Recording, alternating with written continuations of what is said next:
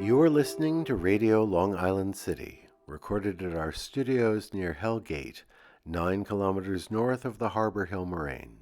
And now, the Observatory. The Observatory, Thursday the 20th of March, 2025. Today, the vernal equinox arrives at 5:02 in the morning. It is the first day of spring in the Northern Hemisphere. By the French Republican calendar, it is the 30th day of Venteuse, the day of the plantoir, the dibber, a tool for planting. The sun rises today at 6:59 a.m. Solar noon takes place today at 1:09 p.m. The sun sets today at 7:08 p.m., civil twilight ends at 7:36 p.m., and nautical twilight ends at 8:08 p.m. The length of daytime today is 2 minutes 43 seconds longer than yesterday. The moon is in its waning gibbous phase and is 67% full at midday. The last quarter will arrive on Saturday, the 22nd of March. These are the predicted tides today for Horns Hook. In the wee hours, high tide, 2:49 a.m., 1 meter 37. In the morning, low tide, 9:07 a.m., 3 centimeters. In the afternoon, high tide, 3:21 p.m., 1 meter 16.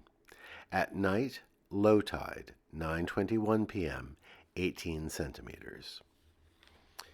In our shared realm of plants and animals, on our tree watch, the weeping willow, Salix babylonica, is just putting out its tiny leaves. Nestled in between the emerging leaves are small protrusions that look like tiny ears of corn. These will burst into flowers in the coming days, and the long leaves that grace the branches will afterwards emerge. Commemorations. On this day in 1852, Harriet Beecher Stowe published her novel Uncle Tom's Cabin. It was a crucial book that tried to demonstrate the evils of slavery. Written for a white audience, its plot showed that even the best slave owners participated in a cruel and inexcusable system. When Stowe met Abraham Lincoln in 1862, during the Civil War, he reportedly said to her, "So you are the little woman who wrote the book that started this great big war." On this day in the year 43 BCE, the Roman author Ovid was born. In his book, Ars Amatoria, or The Art of Love, he wrote this: Jupiter ex alto periuria ridet amantum. From on high, Jupiter laughs at lovers' perjuries. On this day in 1928, Fred McFeely Rogers, known to all as Mr. Rogers, was born.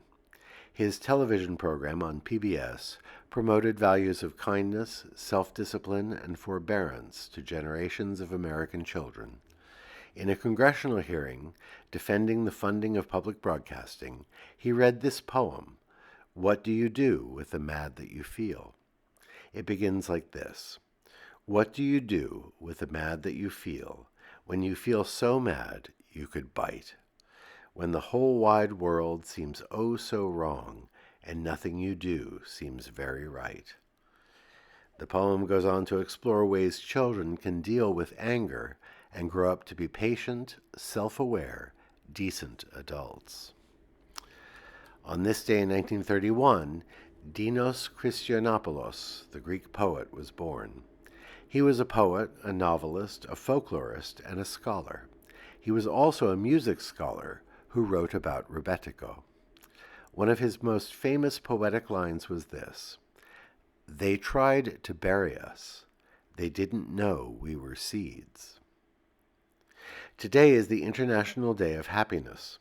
Established by the United Nations General Assembly in 2012, it aims to make people around the world realize the importance of happiness within their lives.